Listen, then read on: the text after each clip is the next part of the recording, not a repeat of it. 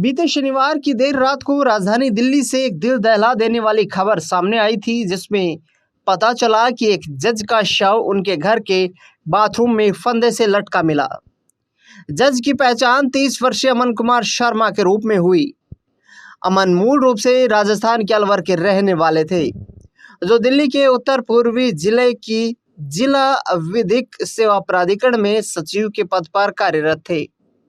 अमन शर्मा दिल्ली के green park स्थित आवास पर पत्नी के साथ रहा करते थे। अब इस सुसाइड केस में चौंकाने वाली जानकारियां सामने आई है। जज के रिश्तेदारों ने बताया कि अमन का पत्नी से विवाद चल रहा था। फोन पर बोले, पापा जीना मुश्किल हो गया है। जज अमन कुमार शर्मा के एक रिश्तेदार ने बताया कि अमन ने बीती रात करीब 10 बजे पिता को फ़ोन कर कहा था, बहुत परेशान हूँ पिता, जीना मुश्किल हो गया है। बेटे के इस फ़ोन के बाद पिता अलवर से दिल्ली पहुँचे, जहां देखा कि बेटा बहू में झगड़ा हो रहा था। इस दौरान बहू ने कहा वो यहाँ से चले जाए, नहीं तो पुलिस बुला लेगी। सुबह फिर दोनों में झगड़ा हुआ और फिर जज ने खुद को बाथरूम में बंद कर लिया। बाद में उनका शव बाथरूम में फंदे से लटकता मिला। रिश्तेदार ने बताया कि जज का अपनी पत्नी के साथ बीते 2 महीने से विवाद चल रहा था। रिश्तेदार ने पिता के पुलिस में दिए गए बयान के अनुसार बताया कि जज अमन कह रहा था कि घर में उसका बहुत हस्तक्षेप है। सुसाइड की घटना से कुछ देर पहले तक पति पत्नी झगड़ रहे थे। पत्नी बहुत तेज चिल्ला रही थी। अमन फूट फूट कर रो रहा था। जज की पत्नी भी न्यायिक अधिकारी है। पुलिस के अनुसार अमन शर्मा ग्रीन पार्क मेन स्थित UA4 प्रथम तल पर रहते थे। घटनाक्रम के बाद जैसे ही मामले की जानकारी कंट्रोल रूम को सूचना मिली, इसके बाद पुलिस मौके पर पहुंची। ये सूचना मृतक के बहनोई शिवम ने दी थी, जो डिफेंस कॉलोनी के B ब्लॉक के निवासी हैं। पुलिस अधिकारी ने बताया कि मृतक की पत्नी भी न्यायिक अधिकारी है और उनका बयान दर्ज किया गया है। जज के फोन और कॉल डिटेल्स की हो रही है लगातार जांच। सफदरजंग एनक्लेव थाना के एक अधिकारी ने बताया कि अमन शर्मा के मोबाइल फोन और कॉल डिटेल्स की जांच की जा रही है, ताकि किसी असामान्य गतिविधि का पता लगाया जा सके। पुलिस ने मृतक द्वारा कार्यालय और घर में इस्तेमाल किए जाने वाले इलेक्ट्रॉनिक उपकरण भी जब्त कर लिए हैं और उनका विश्लेषण किया जा रहा है। इसके अलावा घर के आसपास लगे CCTV कैमरों की फुटेज भी खंगाली जा रही है, ताकि ये पता लगाया जा सके कि घटना से पहले कोई आगंतुक आया था या कोई व्यक्ति उनके साथ था। पुलिस सुसाइड के कारणों को तलाश रही है। पुलिस पड़ोसियों के और इसके साथ साथ मृतक के सहकर्मियों के बयान भी दर्ज कर रही है, ताकि ये समझा जा सके कि उन्हें यह कदम उठाने के लिए किस कारण से मजबूर होना पड़ा।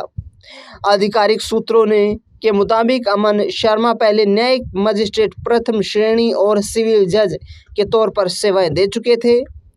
पुलिस को मिले इस केस से संबंधित जानकारी के अनुसार यह मामला घरेलू विवाद प्रतीत होता है। पुलिस केस से जुड़े तमाम तथ्य को खंगालने में जुटी हुई है, ताकि किसी भी तरीके से उस कारण तक पहुंचा जा सके जो कारण अमन की जान के लिए खतरा बना।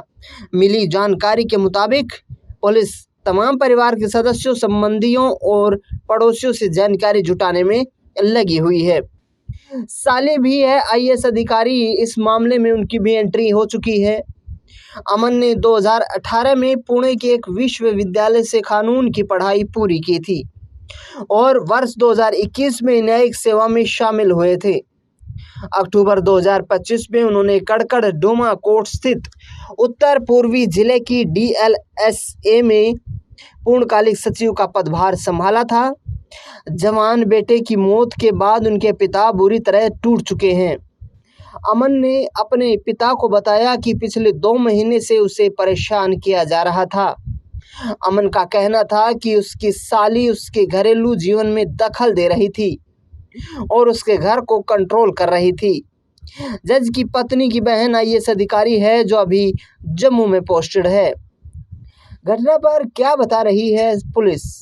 पुलिस के मुताबिक उन्हें घटना की सूचना परिजनों से मिली थी, जिसके बाद पुलिस मौके पर पहुंची। शुरुआती जांच में किसी तरह के साजिश के संकेत नहीं मिले हैं, लेकिन सभी पहलुओं को ध्यान में रखकर जांच की जा रही है। शव को पोस्टमार्टम के लिए भेजा गया था। बताया जा रहा है कि परिजन शव को अंतिम संस्कार के लिए राजस्थान के अलवर ले गए हैं। अमन शर्मा 19 जून 2021 को दिल्ली न्यायिक सेवा में शामिल हुए थे। उन्होंने पुणे के सिम्बायोसिस लॉ स्कूल से कानून की पढ़ाई की थी और अपने कार्यकाल में न्यायिक मजिस्ट्रेट प्रथम श्रेणी और सिविल जज के रूप में सेवाएं दी थी। वह 2025 से कड़कड़ डूमा कोर्ट में सेवाएं दे रहे थे। फिलहाल इस पूरे मामले में पुलिस की जांच जारी है और पोस्टमार्टम रिपोर्ट के बाद जो रिपोर्ट सामने आएगी उसमें मौत की असली वजह साफ हो पाएगी कि आखिरकार अमन शर्मा और उनकी पत्नी के बीच किस तरीके का विवाद रहा है।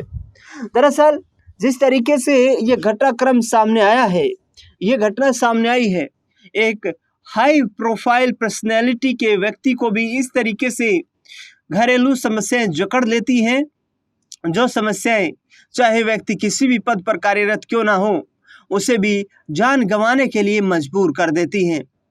अमन शर्मा के साथ भी कुछ ऐसा ही हुआ। पिछले 2 महीने से लगातार अमन शर्मा के करीबी रिश्तेदारों ने बताया कि उन्हें जिस तरीके से जानकारी मिली थी कि वह 2 महीने से लगातार परेशान थे। अमन शर्मा घर में शांति चाहते थे, लेकिन पत्नी से किसी भी बात को लेकर विवाद हो जाता था।